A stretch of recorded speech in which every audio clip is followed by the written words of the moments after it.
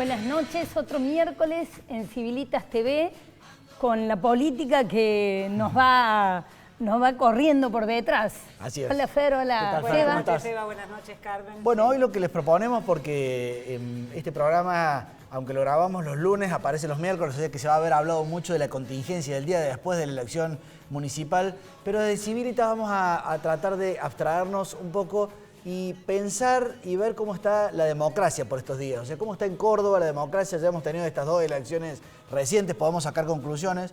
Cómo está la democracia en Argentina, estas internas PASO, cómo se viene este final de año. Vamos a tener una mirada como un poco más profunda, un poco más estructural, porque me da la sensación, y adelanto opinión, que todos sentimos que esto está medio atado con alambre un poquito, o sea que está un poco precario para hacer que ya son 40 años de democracia y sin embargo la forma en que votamos, que hay o no hay debate, la publicidad oficial, o sea, está todo como medio atadito con alambre, la justicia electoral y demás. Votar 10 veces, la gente por año querría ir una sola vez. Exactamente. Bueno, fíjense que de hecho, para muestra mal un botón, que el Tribunal Electoral Municipal, esto sí lo vamos a traer a colación de lo que pasó el domingo, haya hecho ese anuncio de, es obligatorio, pero no vamos a afectar a nadie. Si quieren, le mostremos la placa de lo que era la noticia, porque fue una noticia que además impactó en todos lados. Elecciones 2003, la Municipalidad de Córdoba no le cobrará multa a los que no voten. Ese es como el mensaje que se envió en los últimos días.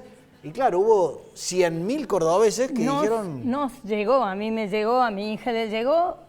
Por WhatsApp, por un mensaje. Quiere decir que han mandado a un bolsón de datos, de teléfonos, ese mensaje realmente... No, la pregunta es, ¿a quién beneficiaría esto? Digamos? Porque uno podría decir, porque hay mentes maquiavélicas que dicen, no, esto lo hicieron porque... Pero bueno, pero hay un dato objetivo, esto está mal, digamos, esto es atado con alambre, es precario, y no sé si los 100.000 cordobeses que no fueron a votar no fueron por esto, pero de alguna manera hubo un aliciente. Yo a mis hijos, cuando lo levanté el domingo, dicen, no, mamá, si no es obligación, no, los agarré, los llevé a patadones, ¿no? Para que voten, pero un poco el mensaje que corrió fue ese. Por eso, si les parece, vamos a tener este primer video. Son 3 videos que la producción ha rescatado. Son muy interesantes porque son muy didácticos. En algún caso uno podrá decir, che, esto ya lo aprendí en el secundario, pero recordemos las bases y luego una entrevista muy interesante que vamos a tener, ni más ni menos que con el periodista Edgardo Moreno, que siempre nos ayuda a pensar un poco cómo estamos. Primer video.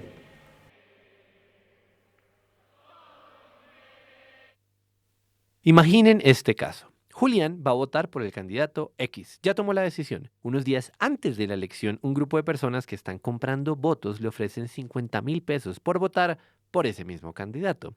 ¿Está mal que Julián acepte ese dinero? Después de todo, él no tiene por qué explicarle a los malhechores que ya estaba convencido. Bueno, la respuesta es que sí está mal y les vamos a explicar por qué. Mucha gente le da la espalda a la responsabilidad que tienen como ciudadanos. Algunos votan sin informarse, lo cual es una lástima. Otros dejan de votar solo porque les da pereza. Eso también es triste. Y por supuesto están los que venden el voto, cosa que cruza la barrera de lo triste y entra en el reino de lo realmente dañino. De hecho, es un delito. Pero cuando uno trata de señalar que vender el voto está mal, muchos se justifican diciendo que su voto no sirve para nada, que todos los políticos son iguales, que todos se roban la plata o alguna cosa por el estilo. Hay por lo menos 2 problemas serios con esta forma de pensar. El primero es que es contagiosa. Es cierto que una elección se decide por miles de votos y que uno se siente pequeño al lado de esos números, pero cuando todo el mundo piensa así, la ironía es que nadie vota y unos pocos tienen el poder de decidir por los demás. Cuando tú dices que tu voto no es importante, de hecho ayudas a que pierda su valor. Lamentablemente, por culpa de las personas que no creen en la importancia del voto, existen políticos que se pueden hacer elegir comprando votos. Ese es el problema número 1. Al no asumir tu responsabilidad como ciudadano, contribuyes a que queden elegidas personas que no están pensando en el bien de los demás y que van a derrochar los recursos de todos. Pero hay otro problema, uno más bien espiritual. ¿Ustedes votarían basura en una iglesia? ¿Cierto que no? Bueno, ¿por qué no? Porque la iglesia es un lugar sagrado, está cargada de sentido por las personas que van a ese lugar a conectarse con su lado espiritual. Incluso las personas que no creen en Dios saben que uno no tira basura en una iglesia, saben que lo sagrado se respeta. El tema es que algo semejante ocurre con la democracia. Piensen por un momento en todas las personas que han muerto luchando por el derecho a votar. Piensen en las revoluciones, las guerras. Piensen en el sufrimiento de la gente que no tiene el privilegio de haber nacido en un país democrático. Cuando uno considera esto, vender el voto se convierte en una forma de irrespeto con los demás colombianos, con las generaciones del pasado, incluso con las personas que están luchando por la democracia en otros países. El voto es sagrado porque lleva consigo una idea muy valiosa, que los pueblos deben decidir sobre su propio destino.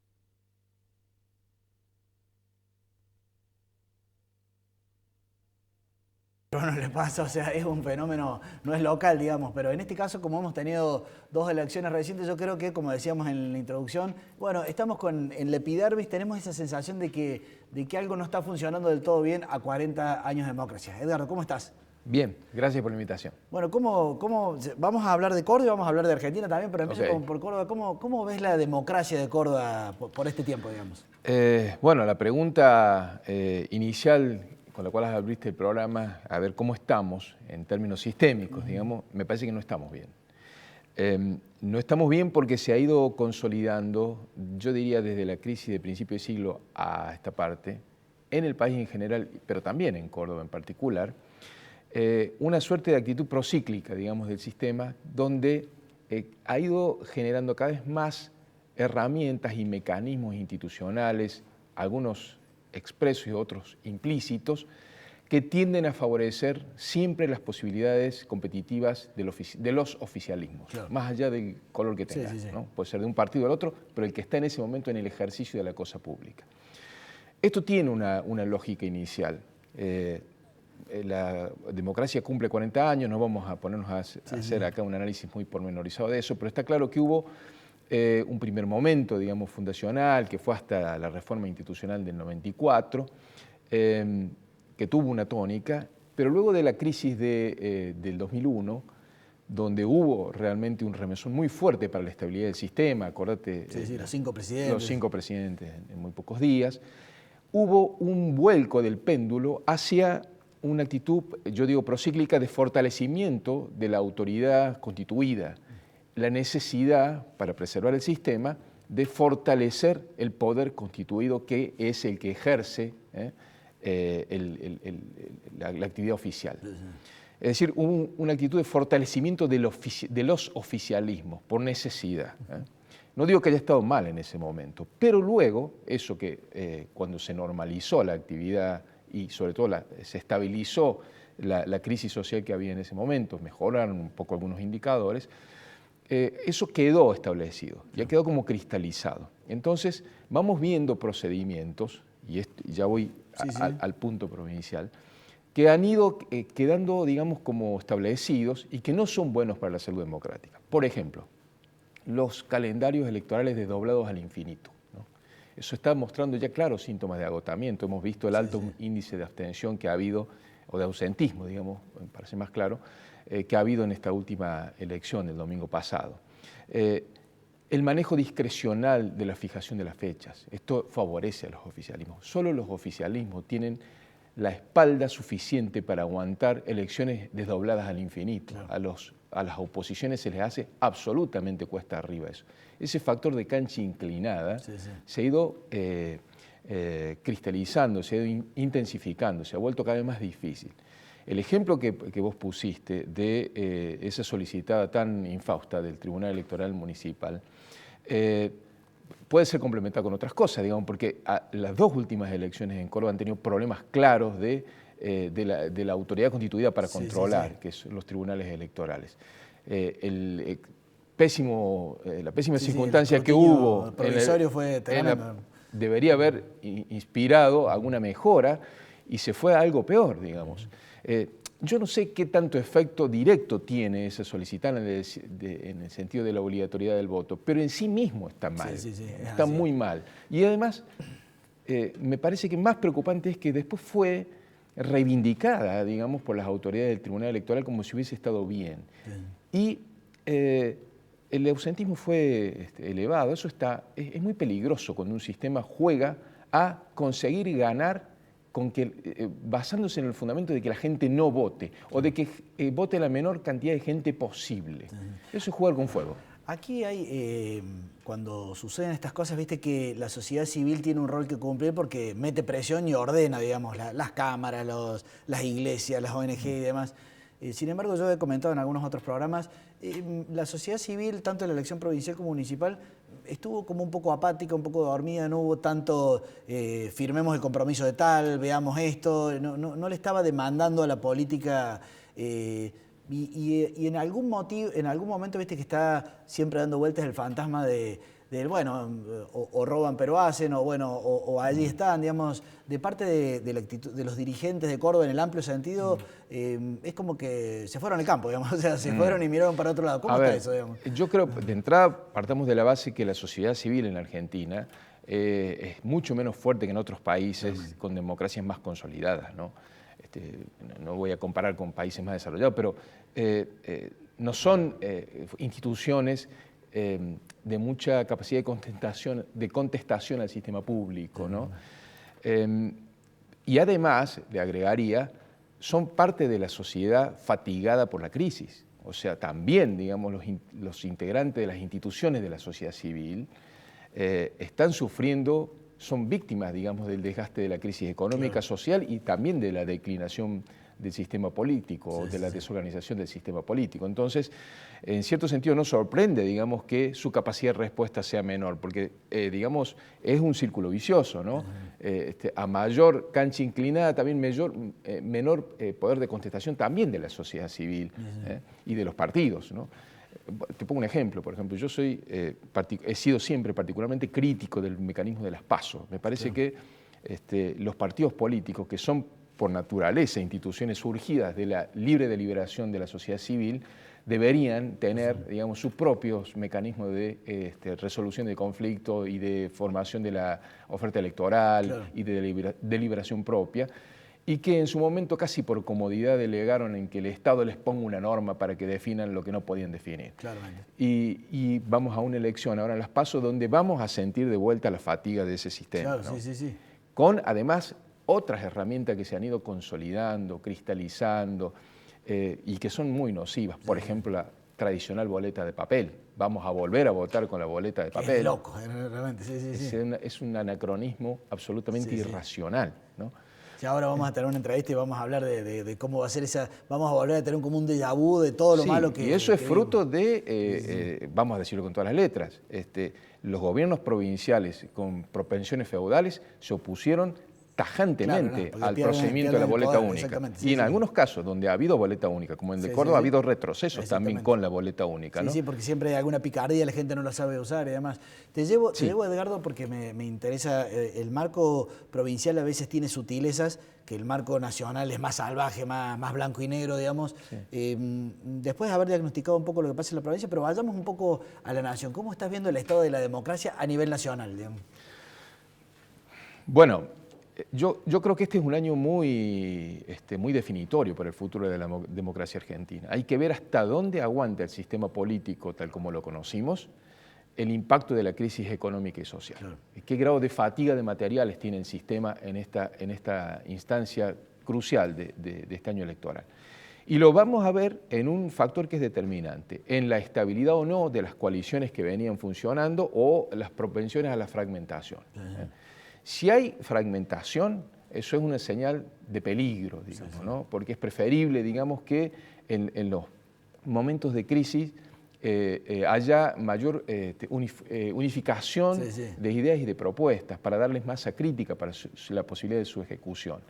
Yo creo que es un año, realmente un año bisagra para la democracia argentina. En los 40 años, los años de las 4 décadas, vamos a ver hasta qué punto puede la democracia o esta conformación, digamos, de la democracia política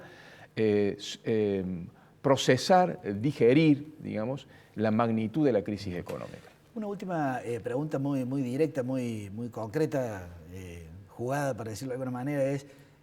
porque, por ejemplo, en Córdoba, bueno, pierde un sector y dice, bueno, felicitaciones, vamos.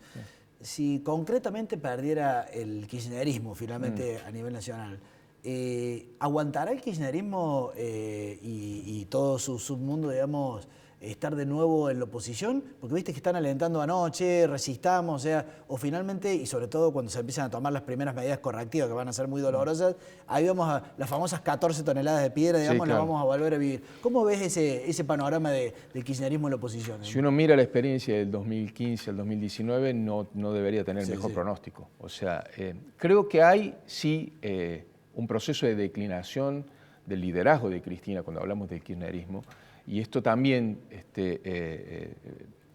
puede abrir, digamos, una expectativa de comportamientos diferenciales. Pero dentro de lo que es el kirchnerismo como cultura política, tiene, digamos, una imposibilidad radical de admisión del gobierno de lo que es diferente. Y yo creo que todas esas expresiones en el sentido catastrofista, digamos, si gana la oposición, represión, sangre, muerte, desorden en las calles, tienden a generarse desde ahora como una suerte de profecía autocumplida para justificar gestos de oposición salvajes como los que ya vimos en el proceso del 2015 al 2019. Por fortuna, también creo que la coalición política que le tocó gobernar entre el 2015 y el 2019, hizo también un aprendizaje en ese momento respecto de ese tipo de conductas. Y también creo que la sociedad hizo algún tipo de aprendizaje. Pero insisto, es todo con una fragilidad donde ojalá la salida sea hacia lo mejor y no que entremos en otro rulo más hacia abajo del proceso de decadencia que hemos tenido. Eduardo, te agradezco mucho, nos quedaríamos un rato largo, siempre es muy interesante escucharte y siempre te felicito por todas tus columnas y demás, siempre somos lectores nosotros aquí en Civilitas de lo tuyo. Bueno, seguimos razonando, claro, capaz que uno dirá, che, es un tema teórico. No, no es un tema teórico. ¿Se acuerdan en el 83? Bueno, yo tenía 13 años en el 83, la alegría que teníamos cuando había vuelto la democracia. ¿Qué pasó? Bueno, veamos en este segundo video. Recuperemos un poco la memoria original de por qué estamos en democracia. Luego yo les propongo una columna y vamos a ir después a una segunda entrevista donde vamos a ir al típico día de una elección con robo de boleta, con todo, con Enrique Lehner. Vamos a ilustrar ese momento tan trágico, digamos, para la democracia cuando está mal armado. A ver este segundo video.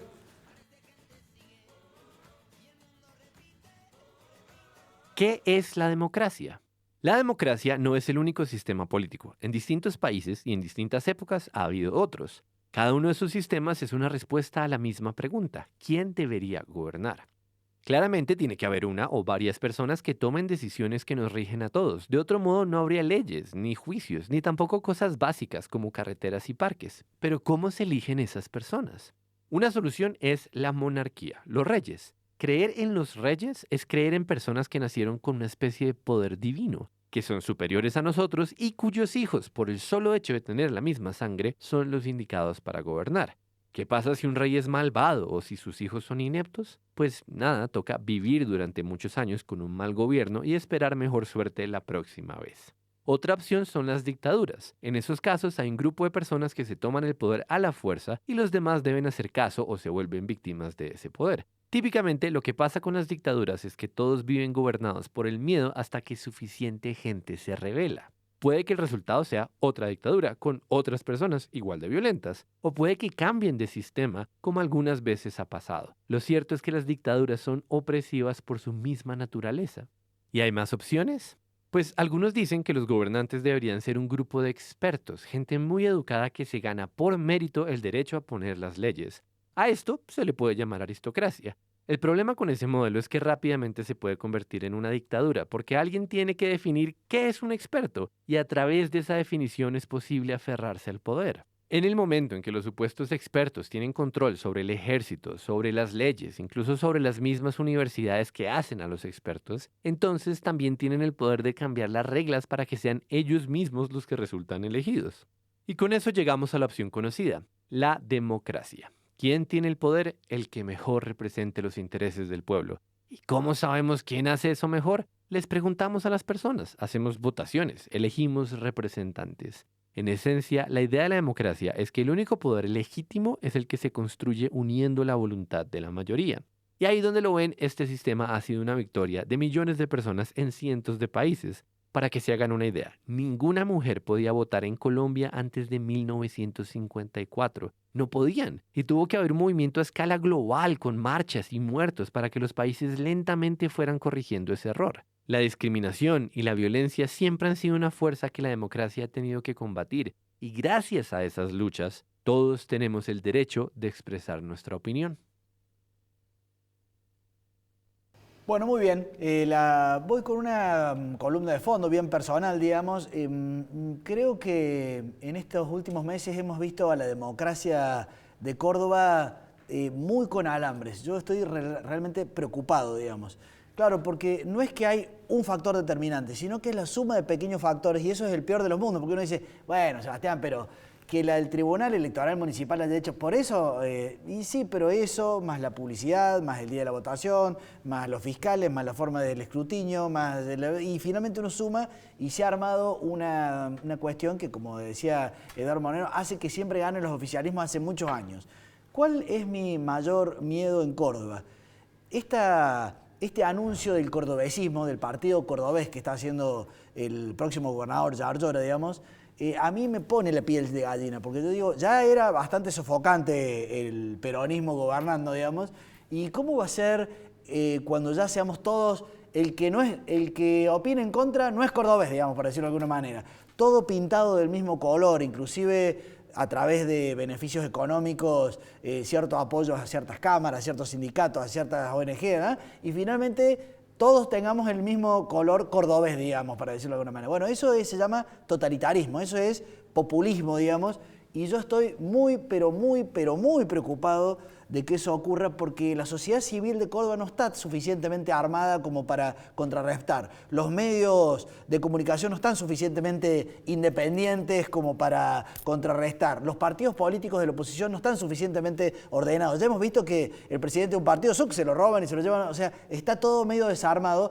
o sea que está papita para el loro, como dicen, como para que venga una persona con un pensamiento populista y diga, me trato de quedar con todo. Por eso, desde aquí, desde Civilitas, vamos a llamar la atención programa, cuando veamos que hay alguna alerta. Como por ejemplo este último discurso de Yarlora, que el domingo dijo, y los pituquitos de Recoleta y tal cosa, y que el que no sea cordobés, que no nos venga a decir, o sea, nos está alentando a que todos, detrás del cordobesismo, nos unamos y nos pintamos todo del mismo color. No, señores, por lo menos nosotros no lo vamos a hacer. ¿Carmen? Pero aparte, yo que me jacto de recorrer los barrios de la ciudad de Córdoba, les digo, si Córdoba tiene un solo color, es gris.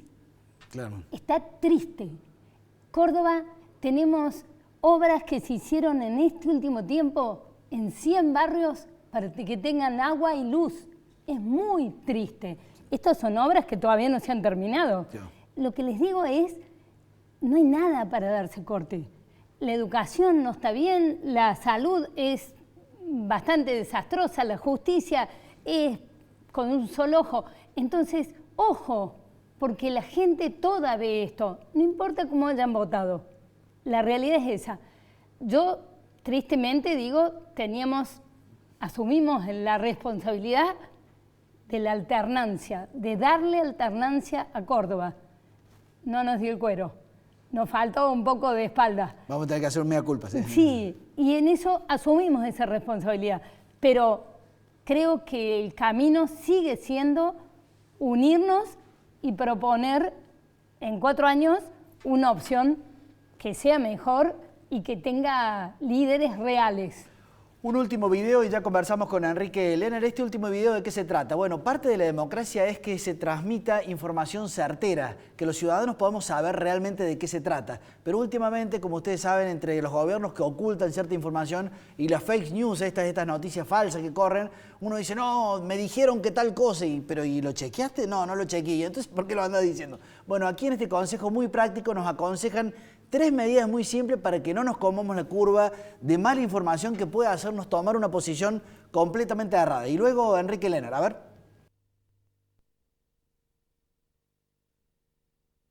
Para saber si algo es verdad o no, es importante que todos aprendamos a ser investigadores. Y un buen lugar para empezar es contestar estas 3 preguntas. ¿Quién es la fuente de esta noticia? ¿Cuál es la evidencia detrás de esa afirmación? ¿Y de dónde salió la foto que me están mostrando? Todas las noticias que tú lees, todas las afirmaciones que dan vuelta por ahí, tienen un autor. No hay frases flotando en el aire. La pregunta es, ¿quién es esa o esas personas? Y en principio, la respuesta debería ser muy fácil de averiguar. Las fuentes confiables quieren ser encontradas y uno puede saber rápidamente quiénes son. El truco más fácil es tomar la URL, la dirección de la página en la que estamos leyendo una noticia, eliminar todo lo que esté después del .com o semejante y escribir ahí mismo la palabra Wikipedia. Esto nos va a llevar al artículo que nos cuenta esa página qué es, quién es la fuente. Cuando son medios antiguos.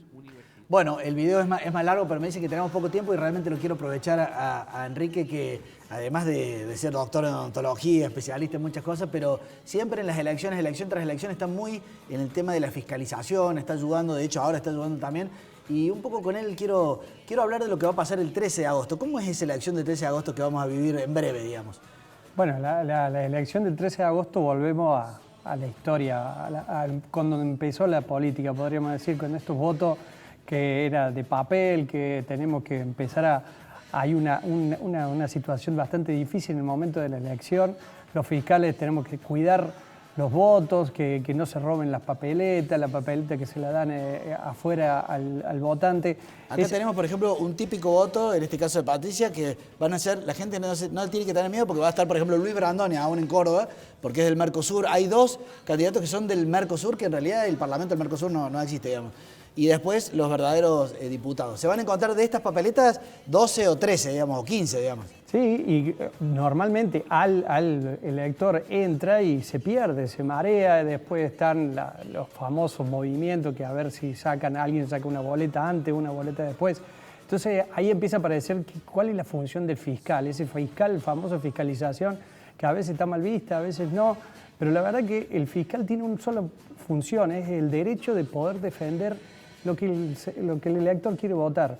Yo pude vivir este sábado, este domingo, caminar por una escuela totalmente vacía, eso que uno lastima porque uno tiene ganas de que la gente participe, y uno ve que, por ejemplo, a un elector, la presidenta Mesa no lo dejaba votar porque había ido con un documento que no era el correspondiente. Y la verdad que el documento sí estaba habilitado, pero ni la presidenta sabía, ni la FIPE sabía que podía votar, y los fiscales nosotros sí sabíamos que estaba el artículo que lo defendía, que podía votar con esa tarjetita.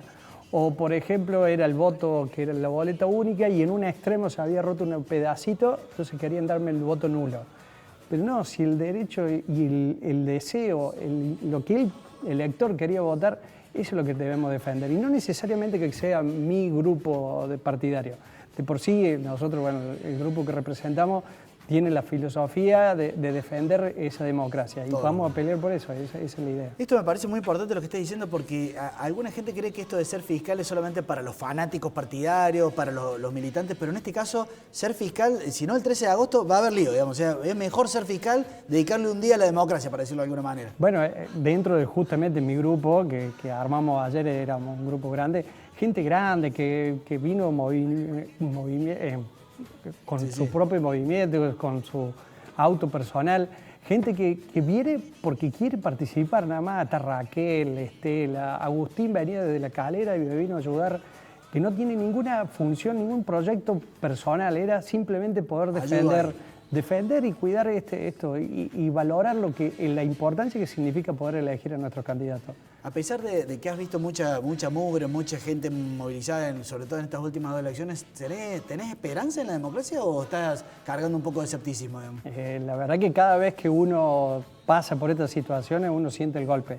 Siente que uno dice, estoy haciendo lo correcto, pero te das vuelta, ves a tus hijos y decís, sí, esto es, yo tengo que seguir creyendo porque creo que tiene un montón de defectos, pero es la mejor forma que podemos elegir a nuestro gobernante. Enrique, vuelvo a decir, es un odontólogo muy famoso de Córdoba, doctor en odontología, miembro de la Universidad Nacional, y sin embargo allí está un domingo cuidando los votos. Felicitaciones. Y es un poco lo que tenemos que hacer todos. Yo, a muchos de mis amigos que a veces se pelean conmigo, pues yo le digo, sos un vago, o sea, ni siquiera un día vas a poder ir a cuidar unos votos para que en lugar de que elijan a A, elijan a B. Y yo les aseguro, porque yo he estado ahí, que cuando no hay un fiscal ahí, en lugar de elegir a A, eligen a B. O sea, el acta es de una discrecionalidad absoluta si no hay una persona peleando voto a voto. Allí realmente hay que cuidarlo. Gracias, Enrique, por lo que estás haciendo. Gracias por venir. Bueno, me parece que se nos va el programa. Esperamos haber dejado esta pregunta ¿Cómo pensás vos que está la democracia en Córdoba, en la ciudad de Córdoba, en la provincia y a nivel nacional? ¿Y qué estás dispuesto a hacer? Sobre todo nosotros, que somos los más grandes, que vimos cómo se peleó por recuperar la democracia en Argentina, ¿qué le estamos diciendo a nuestros hijos? Si este domingo pasado le dijiste a tu hijo, no te meten multa, así que vámonos al campo a pescar, mala señal, digamos, capaz que podés reverlo a esa situación y para el 13 de agosto volver a comprometerte con esto que hemos conseguido, que es la democracia argentina. Nos vemos el miércoles que viene. No ha podido participar Fernanda y Carmen, pero las tenemos allí detrás de cámara. Le mandamos saludos y nos vemos el miércoles.